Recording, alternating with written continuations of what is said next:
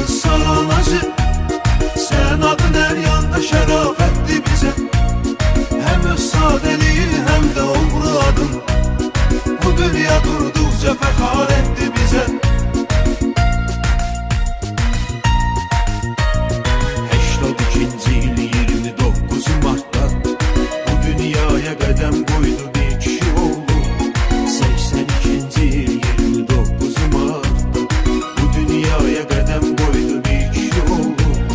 Mərd doğuldu, mərd yaşadı, məqsədə çatdı. Düz 30 yaşında oldu qanuni oğlu.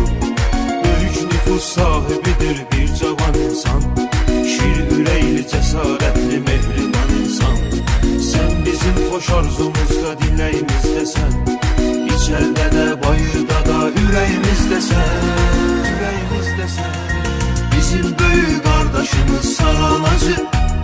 Sen adın hər yanda şərafətdir bizə. Həm öz sadeliğin həm də uğru adın bu dünya durduqca fəxar etdi bizə.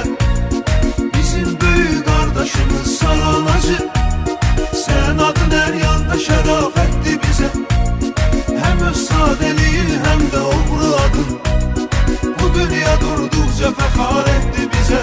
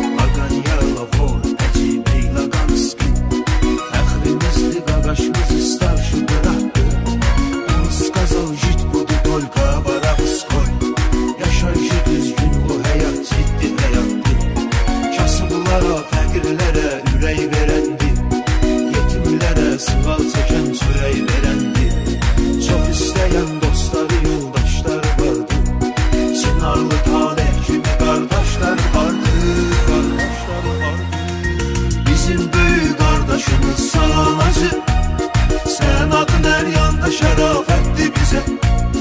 Həm öz sadeliğin həm də uğru adın bu dünya durduqca fəxar etdi bizə. Bizim böyük qardaşımız salan acı. Sen adın her yanda şərafətdir bizə.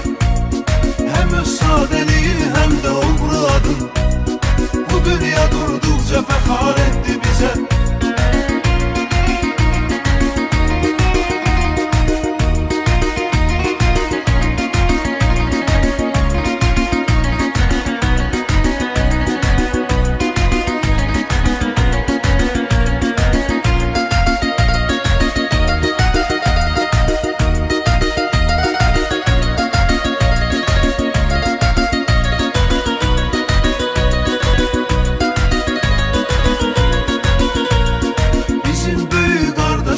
Salan acı.